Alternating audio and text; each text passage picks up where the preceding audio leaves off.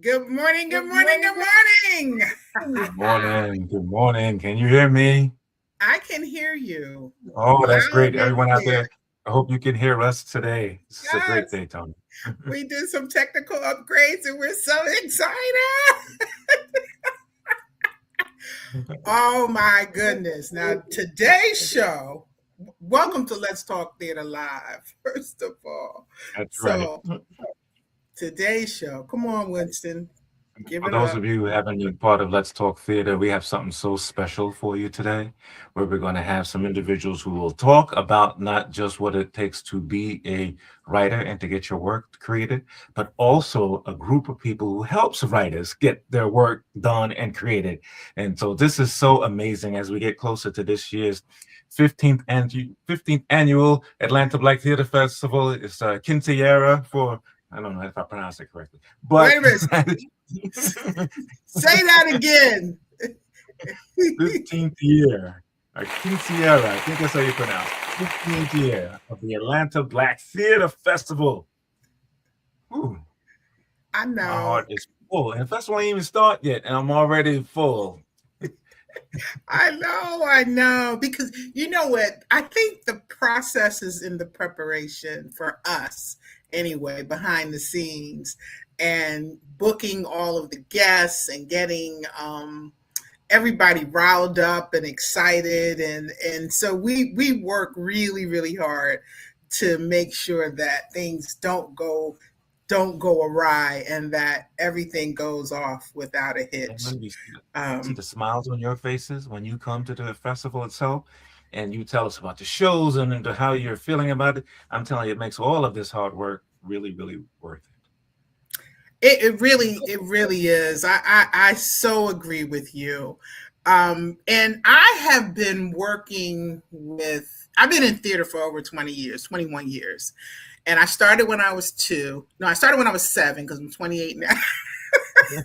That's right. Me too. We're on the same trajectory. We're on the same path. Anyway, and I've been in some capacity producing. I started with the Children's Academy. Many don't know a Children's Acting Academy, which was an award-winning acting academy in Princeton, New Jersey, back in 2004, and then moved to Atlanta and started producing theater in Atlanta. And what I found was that there are not a lot of opportunities for Black folks. And I'm just a girl from Newark, New Jersey, trying to root for everybody Black. And one of the things that I realized is that theater is a powerful medium. It is such a powerful medium.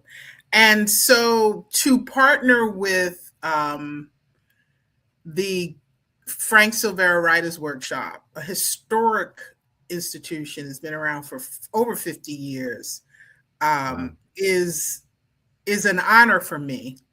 And to have as a guest Garland Thompson Jr., because it was started by Garland Thompson Sr., his dad, is he's carrying a legacy, and that's really what it's really all about, continuing the legacy to aspire playwrights and screenwriters and filmmakers and storytellers to keep our stories going.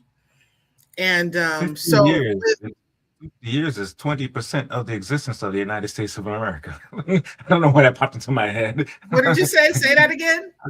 50 years is 20% of the entire existence of the United States of America. I think, yes, you're right. Oh my gosh, yes. Isn't that something? So that's a legendary institution for sure.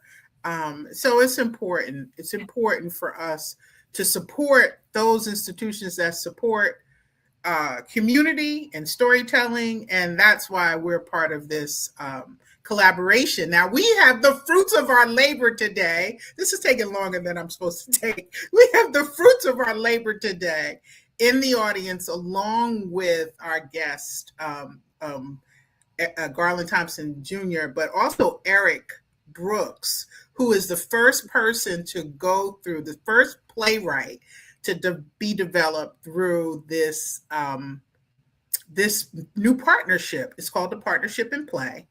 And so I'm going to bring Erick onto the stage first, and then I'm going to bring Garland on. And I want Erick to tell us, we'll get started with Erick first. So Erick Brooks, Memphis, Tennessee. Good morning. Good morning. Good morning. Good morning. Love me some Memphis, Erick, and I got the pounds on Beale Street to show for it. Okay. Beautiful. So I don't know if everyone knows this, but Erick is also a member of the Atlanta Black Theater Festival, and he does so many wonderful things in helpful preparation for every single year. From anything we need from a technical perspective, he's just one of the coolest men I've ever met in my life. So, brother, it's so great to have you on the show today. Thank you. I'm so excited to be here. Erick, tell us about your playwriting journey. And then I'm not seeing Garland's camera on, so I guess he may be having some technical challenge. Oh, okay, there he is. Okay, so let's start with your technical journey, and I'm gonna bring on Garland to talk about how you guys got together and what happened during your experience as an inaugural apprentice in Partnership in Play. My journey started many years ago. Kind of got the writing bug and stuff when I was in college, and I just pursued it from there. I joined a couple of groups over the years where I started writing plays and I started producing my own plays. I kind of got involved first with the National Black Theater first because I submitted one of my plays for the reading theater. And it kind of evolved from there because I've also had the pleasure of having one of my plays at the reading series for the Atlanta Black Theater Festival. And I think that's how me and Toni kind of met at a women's theater festival that she was visiting, and I just happened to be one of the production managers for it. And we got to talking, and the next day that she came out, I had my Atlanta Black Theater t-shirt on. So I was like, I'm in Memphis, Tennessee, and I'm running into this dude with Atlanta Black Theater Festival t-shirt, and that was a memorable moment. Yeah, and the play that we're working on, When the Fence Falls, I actually had a stage reading in 2019 at the National Black Theater Festival. That's where I met up with Toni again, and we got to talking. So this play has been in the works over the past 5 or 6 years. I kind of put it down for a while, and I started working on it again. And last year, we were in Houston at the Fade to Black Theater Festival. I was with Miss Toni and Andre Meekins, and we were talking about, Miss Toni said, I need a play for this new writers workshop that I'm partnering with. So Andre said, well, Erick, why not take your play? Because Andre's been helping me with it over the years, but I used it for one of our speech and drama festivals, and it did quite well. So that day was when this opportunity was born for me. So I've been excited, and it's been a run. Because you had to be vetted. I submitted it to the playwright committee, and you had to be vetted. But it was chosen. It was chosen amongst I think it was 3 applicants. So yeah. And at the time, and I had to go through an interview process too. Yes. So it ended up working out quite well for me. It did. And this came to mind. I'm listening to you and I'm saying, okay, we were in Memphis at the Theater Festival in Memphis. Then we went to Houston. We were at the Theater Festival in Houston. You were at the National. And what I'm hearing you is Erick, and he's also at the Atlanta Black Theater Festival. Erick is out there promoting himself. And he's not like, rah, it's me. He's very subtle, nicest person you want to know. But do y'all hear that? He's out there. I get so many people who call me and say, promote my play, produce my work. How do I get involved? and I invite them to come out to the Atlanta Black Theater Festival. They don't show. And then they said, promote my work, do my work. Yeah. Now there's a price tag attached to it.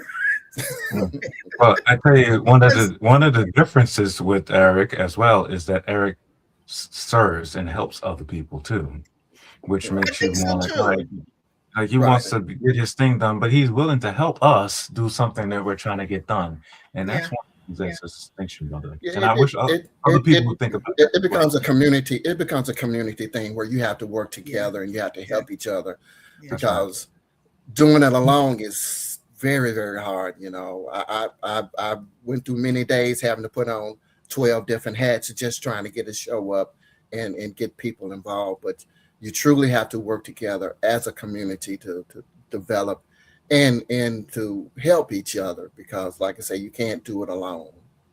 Well, speaking of community, there is nobody that's more community unity than Garland Thompson Sr., a junior. So I'm going to bring him on the stage. Hey, Garland.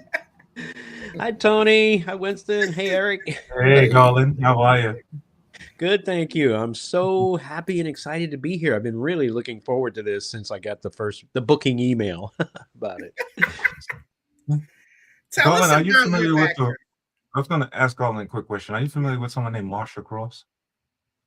The name sounds very familiar. I think we may have crossed paths once or twice. Yes. That person, I directed a small piece with them, and they talked about you and something that you were helping them with. I was like, do you know Garland? We got like real excited. Garland, we were going back and forth. So you permeate all areas of our world. So you are great to have us. And I think the question we want to ask you is, tell us a little bit about yourself and the Frank Silvera Writers Workshop. Oh boy, how much time do you have? Well, myself, I mean, I'll tell you a little bit about myself. I guess I'm an actor, I'm a poet, I'm a playwright, a director, producer, executive director of the Frank Silvera Writers Workshop, which I assumed the mantle of when my father passed in 2014. I'm a California boy.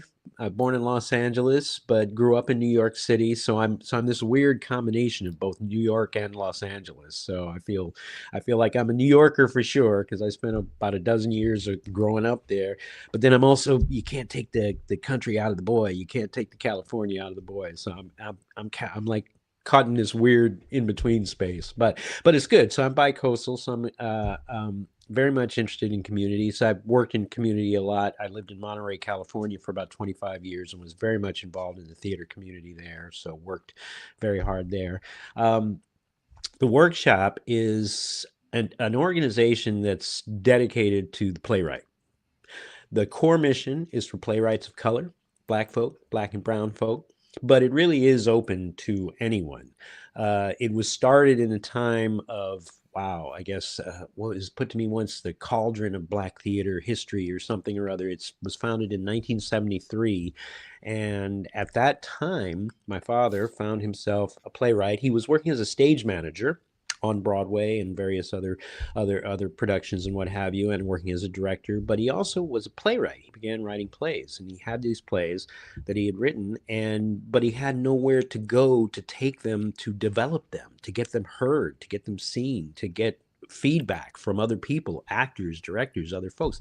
There really was no place for artists of color at that time, or to go. There really wasn't. There weren't a lot of college programs at that time set up. This was kind of prior to that stuff getting set up. Later on in the 70s and 80s that happened, but at that time there wasn't. And it was a tough thing. So he took the DIY approach, and he got together with Morgan Freeman and Billie Allen Henderson. For those of you who don't know her, you can look her up. She was the first African-American actor in the country, in the world, on the planet, to have a recurring role on a nationally syndicated television series, which was the Phil Silvers Show. She was one of the women Army Corps members. They had 5 of them in the office there. So, and then Clayton Riley, who was a writer for the New York Times, a theater critic and a journalist and a radio DJ. And they got together and formed the workshop as a place where people like my father could come and bring their work and have it be read and have it be heard and develop it. And so it started off with the core series, which was a reading series every Monday night. See, back then, Monday night was the actors' day off because they went by the Broadway theater schedule, which was Tuesday through Sunday, right? So Monday night was the actors' night off. So that was the night everybody had free. And this was back before the day when we had 100-inch flat screen TVs and Netflix and all of that. So people wanted to get out on their day off. They weren't going to be staying home. So they would come out. And so the readings happen on Monday night. And the model is a play reading, get together with professional actors, have it directed, do the reading for the public, and then immediately afterwards have a moderated critique session. So you have a moderator on stage with the playwright and or the director, and then they go through it. They go through it and they elicit feedback from the audience. And now you'll notice I said moderated critique session versus what's more commonly known today as the talkback. The difference is the talkback is usually the place where people in the audience can ask questions of the writer, the author, whoever, and so it kind of puts the author on the spot there, and they have to come up with answers and stuff like this. Our model is different. The moderated critique session, the writer is meant to basically just listen, just sit and listen and take notes as we elicit feedback from the audience, constructive feedback, positive, we have rules to keep it, so it's people aren't attacking anybody or anything like that. But positive, constructive feedback, what people actually felt about what they heard and saw, which then the playwright can then take all that feedback back to their, what I like to call their lab, their workshop, and take what works for them and use what, and don't use what doesn't work for them, but have this whole plethora of feedback that they can look and go, oh, okay, in Act 1, Scene 2, I got this happening here, but maybe I should do this because some folks, you know what I mean? So it gives them an idea of what they've got. Because until you hear it coming out of other people's mouths, you really it's really hard to tell what you've really got. You may look at it and go, oh my God, it's brilliant, it's a masterpiece or whatever. But there may be structural issues that's going on, in it that you just haven't seen because you're so close to it and you haven't heard it. But once you hear it coming out of other people's mouths, especially people who are really, into it and trying to give it their full go, and you can, really hear a nice full version of it, then you can really get an idea of what is going on with my piece. What do I need to do with it structurally? Because we're about craft. That's our main thing, is we're about craft. The craft of playwriting. Okay, it's a very tough market out there. A lot of competition out there. There is no doubt about that. And by the way, what you're doing for writers of color is just amazing. I wish I knew of you 20 years ago when I started doing what I was doing, because it's just amazing. I wanted to take, and by the way, thanks for everyone who's putting their comments in the chat and wherever you're looking at us, YouTube, Facebook. We really appreciate it. I want to talk a little bit about that in regards to story and script. So from your perspective, and I'm going to ask Erick to chime in on this, what is the difference between having a really powerful story and having a working script? And I think you alluded to this when you were talking a little bit about how the feedback process works. So can you give us some of your thoughts on that, Garland? That would be great. Wait a minute, say the question one more time for me real quick. So story versus script. Right. So you've got a story. You think this story, to your point, this story is fantastic. It's great. It's amazing. It's amazing. What do I need to do? And then what's the difference between having that and having a working, viable script? Well, I think for me, probably one of the main differences is, okay, you've got this story. It's an incredible story, whether it's somebody else you've seen or your own story or whatever. It's an incredible story. And we go, okay, it's an incredible story. It's a good story. It's worth spending time on and working on. Well, to get it to a script, though, there's a whole process that has to happen. There's so many decisions that have to be made, okay? Because number one, you cannot show everything, okay? This story may involve 50 different people, right? Or it may touch on 50 different people, and all in their own way, they're all a part of the story somehow. But on a stage with 2 hours, you can't focus on 50 people. You can't have 50 different stories, right? So you're going to have to make choices. You got to make choices about who's going to be in that story, who's not going to be in that story, whose perspective are we going to hear, whose perspective we're not going to hear. And okay, then that's just the beginning of the decisions. Then you've got to figure out, okay, we've got whoever we're going to hear from, right? We've got these three characters. We're going to hear from them, their perspective or whatever. Okay, great. Now, what is their perspective? We've got to decide what is their perspective. How is that perspective portrayed? Okay. Do I use, for example, if it's a story based on something true that happened, real life, whether it's to you or something else, do I use dialogue that's verbatim, what was actually said in, in this thing that's happened? Or do we take a different approach and simply get the essence of what was being said, but craft it in a way that is poetically pleasing, that is pleasing to the ear when it comes to language and craft? Okay, because maybe the way I was gonna say, is that the thing that writers confuse the most when they're working? They just say, "Let's make this enormous, massive thing," without understanding how it needs to be presented on stage, or is there other things you think that writers confuse or are confused about when they're working on a script?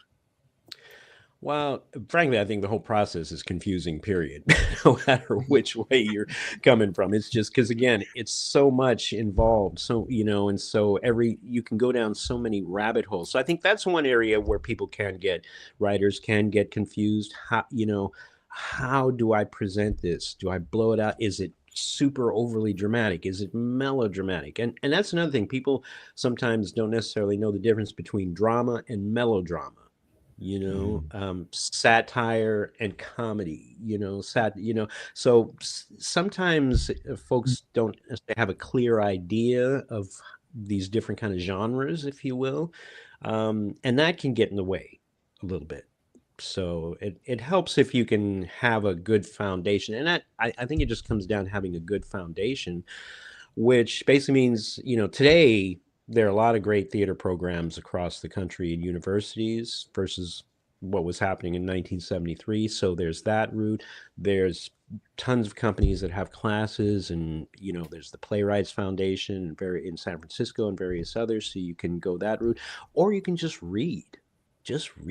start reading plays, by good writers, and I'm talking even go ahead and read Shakespeare, which a lot of people, especially today, don't necessarily, unless it's a class or something, don't think about reading like Shakespeare or Marlowe or something like that, right? Or those writers. But even that, you read that. The idea is reading stuff that's good, that we all know is good, that has been proven, that's been around, read, and then look at that and see, how did that writer put that together? In scene one, they had this going on. And then in scene two, we shifted to this and they had us go to that. And you can start to chart it and look at it that way. Yeah, you make me think of when I was in high school having to read Shakespeare, and everyone else in the class was like, "What the heck? This is horrific." And I was like, "Wow, really? Let me just read more of Macbeth." And I thought it was great. Erick, when you came and you became part of the Frank Silvera Writers Workshop, what did you think you had at the moment when you first started? When you think about your story? I thought I had a good story to start out, because, like I say, I had already had an opportunity to have it in a couple of reading series. So I had a chance to get some feedback from a lot of the work. But once I started the workshop, it took me to a whole nother level, because it had me looking at my work and what it was at that time, and seeing that this is not going to work in the form that it's in. I need some help to really, really push it to get it where I want it to be. And from day one, when we started reading through it, they were just pointing out little things that could help make what someone was saying a lot better. It also taught me that learning how to say more with less, rather than having somebody do 4 or 5 sentences, just have them say it in one sentence. Learning not to repeat the words or saying the same thing with one character on page 5 and then having another character say the same thing on page 7. So it made me learn to pay a lot more attention to what's going on, what was being said, and to also start looking at taking what I felt the character should say and letting the character speak for what they say. And one of the key things that Garland told me, he always asked me from day one, he asked me about each character and says, who is this person? What is their story? And when I was writing this, I didn't really think about it as much, but it made me think about it a lot more, that with a couple of the characters, I really didn't know who they were until I started exploring and creating a backstory for them, so that it started to make sense as to why this person got to this point and why he thinks like this. So those little things help me so much as a writer. You know, it's funny that you say everything you say is just so spot on, and maybe very, very obvious to a theater maker, and somebody who's had the luxury of being able to study theater and script writing, etc.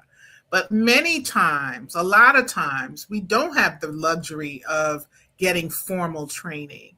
And Erick, you're by day. What do you do by day? I work in IT by day. That's what I'm saying. It's not you got to make a living. Playwriting is got to pay the bills. Yeah, you got to pay the bills. You have a family you have to raise. And so this is why I love the Frank Silvera Writers Workshop, because it takes somebody like Erick, and somebody who has not necessarily had formal training, but has been trying to figure out a way to open up doors for himself, thinks he has a good script, and then gets it tested with these experts and figures out that he's got a lot of work to do. So tell us more about what the types of Winston, you already asked that question. That's my question. Now, tell us. All right, but then we'll switch. I do that all the time, everyone. So sorry. So, Garland, tell us so about. exuberant, so excited, and I start jumping in. So thank you. No worries. We're getting the word out, and I want people to get value from listening up. But what is the ideal, or what is your typical, Garland? What is your typical student? What kind of background do they have when they come and they sign up to be a part of the Frank Silvera's Writers Workshop? Yeah, you know, it varies. We get a lot of folks who have, like Erick, have jobs, working and what have you, and this is a vocation. It's something on the side that they haven't do, but something that they really want to develop and they really believe in. We've had the last couple of years, we've worked with some really great senior citizens out there, folks who've had full careers, who are now retired, and they have the time, to really put into it now, and so they're working on that. So we've got that. It's a range. It's a range. In the past few years, we've had, for example, we had a playwright from Australia, an Australian playwright, young man who wrote a story, really beautiful story about a Jewish couple who met in a concentration camp during the war, and then had, we're supposed to meet and this whole thing, and we're looking at them like now 50 years afterwards and where they're at now and what have you. A really beautiful piece. But there's someone, he's a young man, he's working as a writer and as a player. He's mainly doing that, so he's able to do that. So it kind of varies. Yeah, we have a wide range of folks, I think. Thank you. And I just said I'm scrolling the website because you have a class coming up on September 13th, right? Yes, we do. A writing class. Yes, we have a writing class. We started something called FSWW Online Academy, trying to get into the virtual world and let folks take classes. We have been able to establish a relationship. We've known her for a number of years, and this past couple of years we've really worked with her. Professor Emeritus Vera J. Katz, and you guys can look her up, Katz, Vera J. Katz, and she, for 30 plus years, she taught drama at Howard University. Also the Duke Ellington School. Yeah, exactly. She started there in like 1968 too, really. And she's got some real harrowing stories about the stuff she had to deal with. You're talking about a little Jewish lady going to Black College, Howard University to teach the brothers and the sisters drama and what have you. And so she has stories of the resistance that she faced, and there was some serious resistance from our own people, from people of color, who were like, "What is this? Why are you taking some Black teacher's spot or something? This should be somebody." But she's absolutely incredible. She really knows what she's doing. Her knowledge is limitless, and for those of you who want a little more contemporary spin on it, she was the acting and directing coach for Chadwick Boseman, the great Chadwick Boseman, of course, that probably most people know of Black Panther fame, the King of Wakanda, but who was an incredible actor, just incredible soul, incredible actor. Played James Brown and Jackie Robinson and various others. But she's the first person to encourage Debbie Allen to direct. She told Debbie Allen when she was not even thinking about directing, she had no clue about it. She's a dancer, I'm an actor, and all that. She says, "No, you should be directing."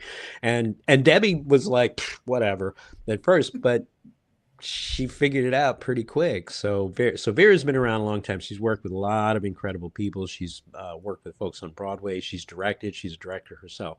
So we have a class called What Makes a Good Play. We asked her if you would do a class with us. She said sure. And I said, well, what would you like to do? I thought we would do something on directing, but she wanted to do on playwriting. So she's like, let's do a class, and we'll call it What Makes a Good Play. And it's basically how to analyze a play. And so it's for writers. It can be for anybody, but it's definitely a great class for writers because she really breaks it down. She gets into plot, she gets into dialogue, she gets into, putting stuff together, how you put stuff together, what it is you're showing. She really gets down into the nitty gritty with the play. So that's a 6-week online cohort class. So it's a live class for 6 weeks. You log in just like we are now, and you get in, and you have 2 hours with her. It's pretty amazing. Erick went through it with her, and it's pretty amazing. Erick can definitely give you some feedback on that. It was a amazing time with Vera the way, and Garland. 2 hours was the what we started at, but a lot of times we went over because we would be so into what we were talking about. And the thing that I enjoyed about it, that we got a chance to, as a group, look at each other's work. She would help us break our work down and also look at the other person's work and help them to better their work. And at no time was it anything where anybody was being criticized or talked down to. We were all working together to help get better. We wanted our work to be on another level. And Vera she was just wonderful, and she didn't hold her tongue. She spoke her mind, but that helps. She's just so real with what she was saying. And what the class with Vera, and I also had a chance to, with Frank Silvera, work with Christiana, and she was also wonderful early last year. So I would advise anybody that's a writer or playwright, they should definitely look into taking these classes because it helps tremendously in your growth as a writer. I love that. And if you go to our website, which is scrolling at the bottom, and join our email list, we'll send you a promo code for a little discount, right, Garland? That's right. Okay. Absolutely. And he's referring I know you to offered it last year. I assume you were offering it again this year. Okay. Yes, we will. Yeah. We will, absolutely. And he's referring to playwright Christiana Ray Colon, who's a wonderful playwright and also writes for television. And so we were able to connect with her through playwright Marcus Gardley, who is one of the, I think he's the assistant director of the Yale School of Drama, and just an incredible playwright himself. But so we had a 6-week course with her. And so Erick got to experience both. He got to experience Vera and Christiana. And it's very interesting because Vera is 90 years old. Wow. But there is no slowing her down. She is sharp as a tack. I mean, she's so sharp. She could cut you. Okay, it's like, you know, she is on it. And then Christiana is younger. Christiana's in her 30s, so it's very interesting to get, especially for someone like Eric who got to experience both, to see, you know, the two different approaches, because Christiana has her own approach, but she's also quite knowledgeable, and she's very much a master at her craft as well. So it's pretty cool. It's pretty cool. Now let's move forward. So Eric, you were working on the script, you had a reading, then you did another reading, and then you went through the partners and partnership and play. Then we had another reading, and then you did some revamps, and then we had a virtual live event, and then you did some more revamps, and finally, make the announcement, Eric. You are now what now? What is coming up for when I have made it from the pen to the stage. My play is going to be featured in Atlanta Black Theater Festival this year. It's going to open up the festival, basically. So I am so excited about that. We are so thrilled. All clapping. Everybody online is clapping. Yes, indeed. clap it up. It's truly from the page to the stage. Yeah, we are very pleased with this. Very happy for Eric. And Eric, you know, and Eric deserves it. Eric has put the time in. You know, Toni talked about him promoting himself and all that. So he's done that. And again, the way he does it, it's just so great, so subtle, so chill, so relaxed. But he also put the time in. He really came to our classes, and then he and I had several sessions, individual one-on-one sessions, where, you know, I would ask questions and, you know, what about this? What do you think about that? Where is this character going? What's happening here? What do you got going on there? And he was just so open, and he really put the time in the work. Every time we met again, he would come back with new stuff, new dialogue, new stuff. I did this to this scene. I did that to that scene. Let's look at that. And it was really just exciting and refreshing to see the piece grow. So it's grown quite a bit since we started working with him. Yeah, I had homework after each session. I made sure that I was prepared the next day. I didn't want to come in and say, "Oh, teacher, I didn't do my homework," or the dog got a hold of my homework, so I couldn't turn it in. But each session was very helpful and very insightful. And like I say, when you're involved in a session like this, you have to be open, not so much as thinking that somebody's just tearing your work apart, but thinking that somebody's helping me to make this better, and helping me to grow. Because my thing is, when I first talked with them about my play, I said I want to be able to take my play to the next level. I don't want to be just an average everyday play. I want to see my stuff on a whole nother level. Well, I can tell you that I think this is a classic. I think it's going to be like The Meeting or The Mountaintop, or because it is an absolutely wonderful piece. It is so clever, full of so many twists. Plot twists. If you love a good play with plot twists and characters that are hiding in the background, and then you find out who they really are, like real life, this is the play to come and see. It is going to be opening at the Atlanta Black Theater Festival on September the 3rd, and it is what we call our legacy play, and it is a part of a special rate. You'll get a rate. It's a special rate. It's only $25 for the play.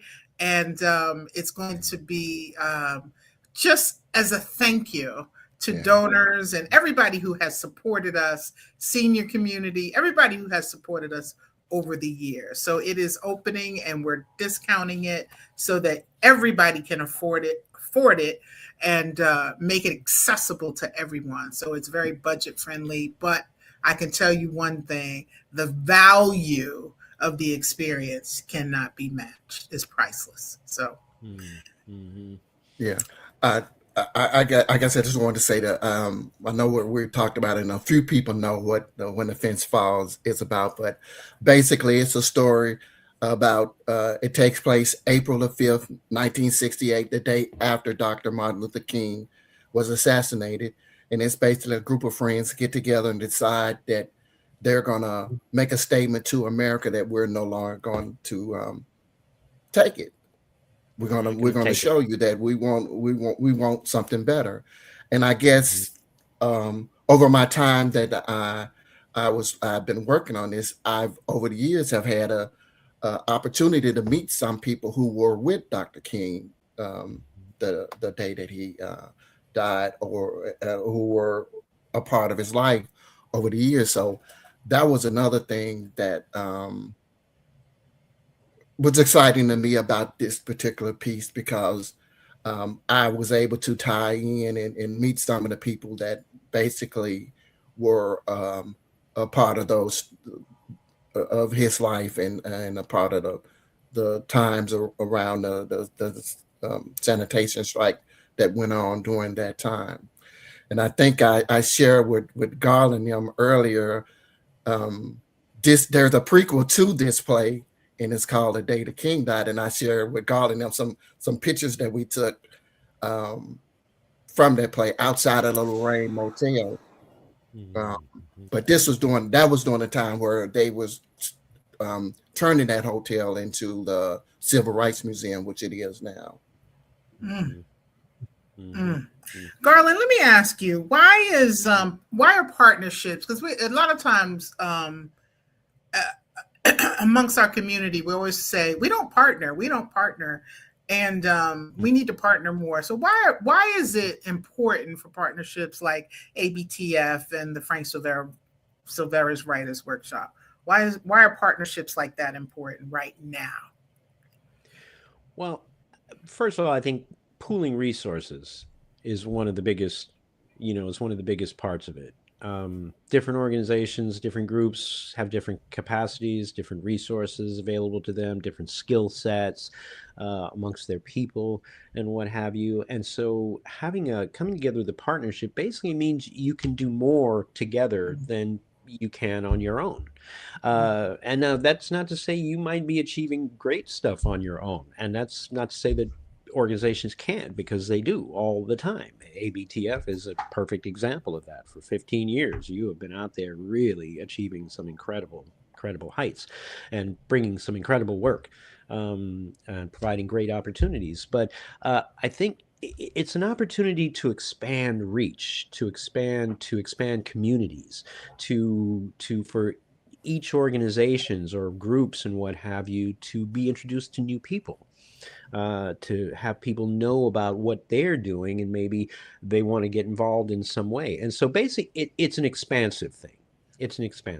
You expand your resources, your contacts, your community. You just expand everything. And if you manage it right, you can really achieve some really wonderful things. That's awesome.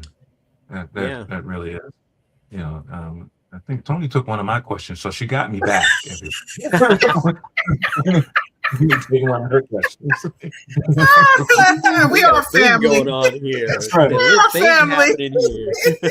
Family. I love it. Where's the barbecue? Full disclosure, I was telling Winston, I said, Winston, you got to talk more. I feel like I'm talking the whole time. So, and she knows that giving me the chance, I'll talk all the time about everything. I'm unbelievably excited about what we do. Erick, what would you say to a writer, right? Like right now, they're saying to themselves, I'm just writing this in my, wherever I'm at, I'm just writing it by myself, and I just don't know what to do next. What would you tell that person about what they could do or should do with their work when they're ready to share it?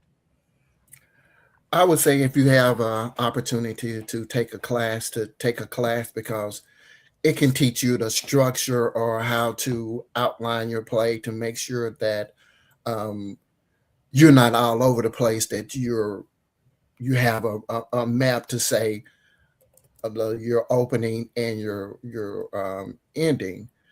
And if you can, join a theater group or a theater company where you may not be out front, but you'll have access to actors, directors, and people and say, hey, I'm working on a play.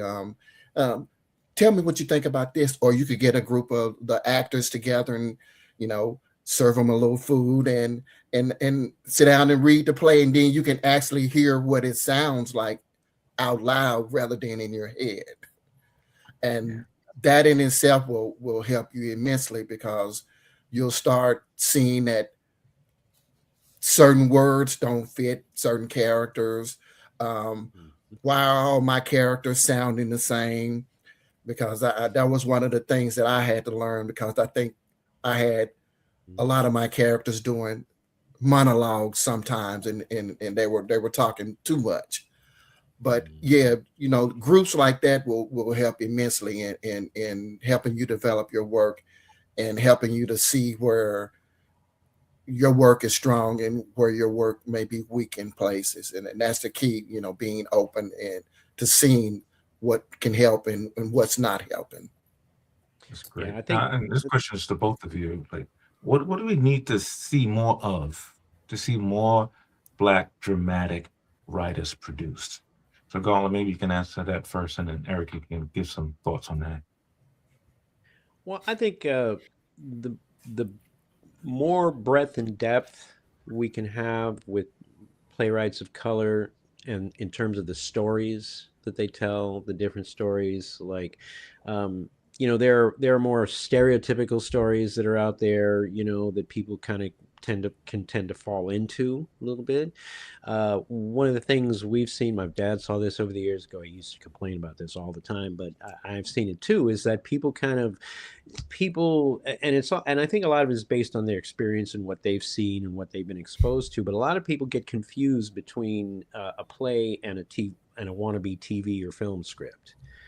And the situations and how they're portrayed and what have you. There is a difference. Sometimes it's a subtle difference, but there is a difference there. And how you present something on the screen is going to be different than how you present something on the stage. So you have to have an understanding of that. And this is where, again, reading as many things as you can, reading plays, and also read movie scripts too.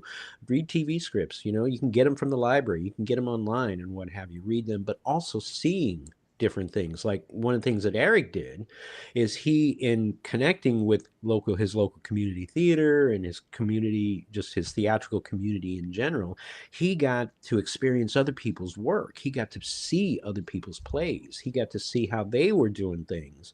And while he may not have been consciously clocking it at the time so much as he may be now, it was still going in there, and he was seeing that. So he had that to draw upon when he started really focusing hard on his work. So I think, that's a part of it. Read as much as you can. I know people hate it. I don't want to read. Reading. But no, reading is like huge. It's so huge. And seeing things. Go out and see as many plays as you can. And it doesn't matter if it's the local Broadway touring company, right, or something, or going to Broadway itself, or your local community theater. Get out there, support your local community theater. Go see what they're doing. Colleges, right. College productions. Go see what the colleges, what are the kids doing? How are they approaching it? And it's just a matter of like gathering experience as much as, and then you have that much more to draw from when you're focusing on your own work.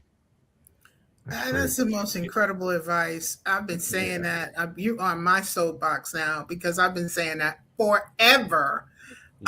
You can't be in this industry and not support. Not only because it sharpens iron. My cousin Tarian Black used to always say that. It not only because you get to support other people, but you get to learn what is a good play, and you also get to learn what is not a good story or play or script. Hugely important. So you're like, I'm not sure if I would have made that creative choice, Yeah, that's true. Learning what not to do actually can be as important as learning what to do. And it basically comes back to a basic tenet, which is and this is for anything, not just playwriting. Before you can break the rules, you got to know the rules. You got to learn the rules. Learn the rules And then you can do whatever the hell you want with them. You can throw them out, you can break them, you can do whatever. But you got to start from the point of, I know the rules. This is, this is based on, because our theater, what we do in America, our forms is based very much, basically all on Greek, on the Greeks and what they did. What Aristotle was doing, what Plato was doing, it comes down from that. It comes down through the British Empire and it comes to America, et cetera. So knowing those rules, and that doesn't mean you have to write like Plato did or write plays and just in their specific, no, but knowing what they did, knowing what has been done, knowing can tell you what worked. Wow, that really worked. Oh my God, people went bonkers for that. And then you can go and like, oh, that didn't work. That just got crickets, So it really helps to know what not to do. So, but know those rules. And that's where, again, the reading and the seeing what people are doing comes in, because it helps you to know that. And then if you can do classes, and now we live in a day where you go on you got YouTube, you got people, all sorts of people, resources now that you can go in that don't even necessarily cost you a lot of money or any money, that you can go in and you can learn from. So it's a great time. That's so great, Garland. I know we're getting close, and I really want to thank you both for joining. I hope that those who are listening to us today, I know there was a question that someone asked about how to get festival theaters to read your work and how much playwrights should expect to pay out. All of that, please reach out to us at the Atlanta Black Theater Festival and give us some guidance, because that is a podcast, what you just asked. And hopefully we answered some of that as Garland and Erick was chatting. But please feel free to reach out to this. Before I turn it over to Toni for closing remarks, I just want to thank you both for being part of this. I'm Winston Wilson. I'm part of the board of the Atlanta Black Theater Festival. I've been part of this for half of the festival's existence, and it has had an amazing effect on me personally. I've learned so much from all of the people that have been around. It's helped me with my own creative work. It's actually helped me with my health, believe it or not. Whereas by being creative, it's actually given me encouragement for other things. And with being in partnership with Frank Silvera Writers Workshop, what we're doing with the HBCUs, you start to see the Atlanta Black Theater Festival as just the fulcrum point of what we do. We're a nexus that spreads around the entire world. We've got partnerships with Frank Silvera, we got partnerships in Ghana, we got partnerships with all the HBCUs. So when you come to our festival this year, you're not just coming to see phenomenal work like Erick's. You're coming to be part of this entire community we've built off of what we do as humans. And that is telling our story. I totally agree with you. What a wonderful close. I do want to answer one question because I think it's relevant to the conversation, and is how do you get festivals, theaters, and to read your work? And one of the things I have an answer, but I'd like Garland to give an answer to that one question, and then we'll close out. I'd say the first thing is just reach out to them. Reach out. You can go online and all the festivals, you can find out about them that are out there. And so you go to, basically it's just, you're doing your homework. You go to their website, you look at, if they have a series that you can submit to, what are the submission guidelines? What are they looking for? Submit. Write a letter or an email to the director of the program introducing yourself, or to the literary manager or whatever, introducing yourself. Start relationships. So but reach out. You have to be very proactive, and this hasn't changed in a million years. It's always been this way. You, the writer, you have something, you have a story that is fantastic, you have a script that you've been working on that is fantastic, then it's up to you to let people know about it. And so that means write to Toni, send Toni a letter or an email, say, hey Toni, I'm so and so, and all that. Ask a question, and get to know, and volunteer. You can also volunteer. Working with your local community theater. Erick talked about that. Every town, no matter how big or small, has a community theater, has a theater group, has something. Go and connect with them. Do the living room readings, but get to know people. So don't be afraid to reach out to people, even if they don't know you, you've never met them or anything like that. Because if they're putting their name out there on a website and a festival and saying, hey, I'm in charge of this is what we're doing, blah, blah, blah, then they want to hear from you. So take advantage of that. Can I add one thing to that, Garland? And this is something that I think someone put in the chat there. And be persistent. If someone says, Yes. "Oh yeah, we can't have your thing in this year," that does not mean anything about you personally. It just means That's that right. they can't accept you for that year. Something else is happening within Right. that group. Be persistent, and that means if you got to submit something 2 or 3 or 4 times, and I'm saying this out of personal out of personal experience, if you Yeah. got to submit things multiple times, then go ahead and do it. Yeah. Do That's not right. say, "Oh, they didn't accept it, so that means they don't like me." That's not That's true. right. That means That's that they right. just didn't accept you at that moment. That's right. Never take it personal. Never, unless you have direct knowledge, someone has said to your face, "Hey, you snake, you blah," and all that, right? Never take it personal because you have no idea why someone else is making the decisions that they're making because you're not in their meetings, you're not looking at their budget, you're not looking at their details. So, and so they are making decisions that probably have nothing to do with you. And like Winston says, yeah, this year the thing doesn't fit, your piece doesn't fit, but so come back next year, Yeah. right? But don't take it personal. Never, Right. unless somebody is directly in your face telling you, blah, whatever. Don't take it personal. Just keep stepping. Keep stepping. This is so good. We got to do it again. But I do want to say we will have Janice Liddell, who is the story of somebody who submitted to the Atlanta Black Theater Festival over and over and over. I think she submitted 3 times before she got accepted. And then from that point on, she's just a powerhouse. And I want to share her story. So we're going to have her on because she's in the festival again this year with her new work. And as far as the Atlanta Black Theater Festival, submit your work as a reading first. Submit as a reading. We open every year, January 1st, our submissions open. And we are trying to expand our reading series. It is very popular because people get engaged and they get to see, like the people that were at the reading for Erick's play last year got to see the development. Now they get to see the fully mounted work. So it is imperative. Just join us, hang out with us. We're friendly people. We love on you, and you'll get to really see what the process is like because there's no formula. But I do want to. I got some good stuff. I want to let our guests just say goodbye to our guests because I got some good surprises that I want to share with y'all. But I just want to say thank you so much.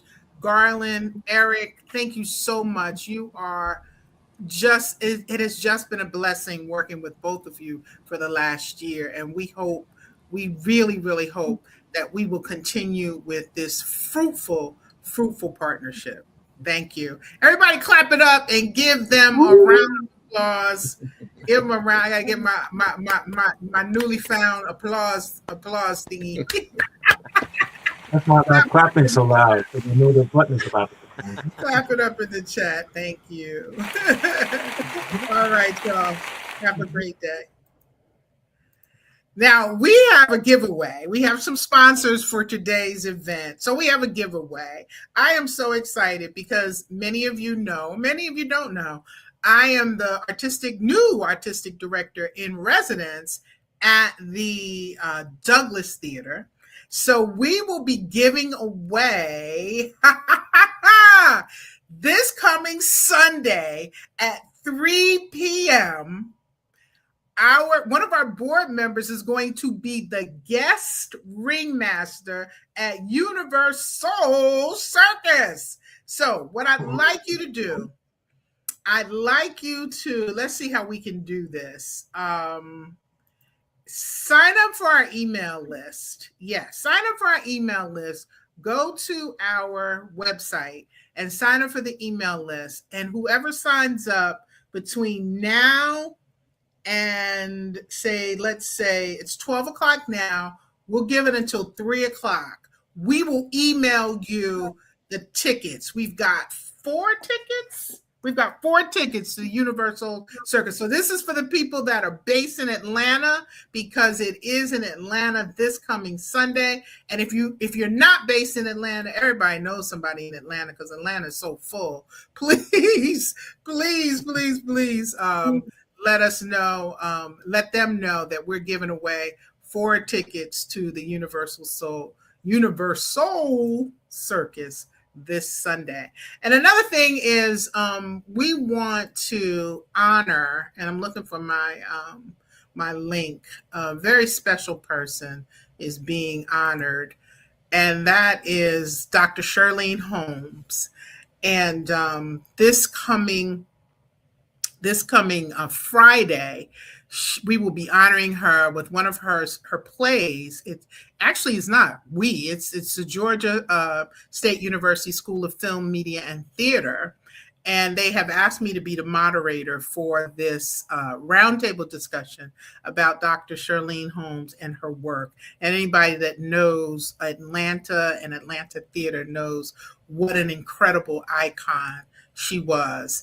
And I got to spend many, many, many, many hours at her feet, just gleaning from her amazing wisdom. So we're going to talk about that and honor her. It's a free event. There is limited, very extremely limited seating. It is going to be a who's who because of the legacy that she presented. So there is the information. I will also, if you also sign up for the website, we will send out an email to you if you join our email list. And get involved. If you're here because you love theater, get involved. We always share information as we receive it. And we don't spam because I don't have time to send out all those emails. So you'll get maybe 2 or 3 a month at most. But with that said, let's close it out with something positive, Winston. You're the fiddler of positivity. Wow. I think I'm a trademark what you just said then. I think that might work. For those of you who joined us today, or you're hearing that after this was live, please consider being part of the Atlanta Black Theater Festival this year. And you heard from Garland and Erick, and if you've listened to any of our other episodes, you've heard us talk about how important it is for our stories to be told. Our stories, our human stories, are under attack. That is for sure. And so when you come to the ABTF, you come to a healing zone where you hear the great stories and you actually spend time with people who are interested in you and interested in the other stories that are out there. So this year, 15th year, that is such an amazing event, but it's not even just that. We have taken the ABTF to another level. These HBCUs, thank goodness for Spelman College. Thank great goodness for all the other places that we've been to before. This is the year you have to be there. There's lots of reasons in Atlanta to say, oh, well, whatever, I can't. But this is a year where you say, I'm going to get out. I'm going to see these plays and I'm going to talk to people and you're going to feel, and I'm telling you this, I almost guarantee this, you're going to feel like your spirit has been filled with something. So that's what we're going to be doing this year. And I love it. You'll love it. Toni, this series that we've had with Let's Talk Theater has been great because we're really thinking about the gamut of theater, from playwrights to all kinds of people. So if you haven't just listened to this episode, go back on YouTube and listen to all the other episodes because those ones are phenomenal as well in regards to many other people. And then, hit that stuff, the subscribe button and all that, so you can find out when we're putting out another episode. I want to leave you with this. You and I have been created to tell our stories. We have not just been created here just for us to walk around and to consume stories. That's a part of it, right? To go and see great stories. But there's a story within you. And when you come to the ABTF this year, if you already got that story halfway done, you're going to feel like, I got to get it completed. Or if you haven't started it, you say, I'm going to start it. Yeah. That's one of the parts about being with ABTF. And we're going to love up on you. Toni said, we're going to give you I'm going to give you that. I'm going to give you a hug, whatever's comfortable for you, because we know that when we come there, you're coming to be part of a phenomenal 15-year-old and growing family. Yeah. This year. Thank you for joining us.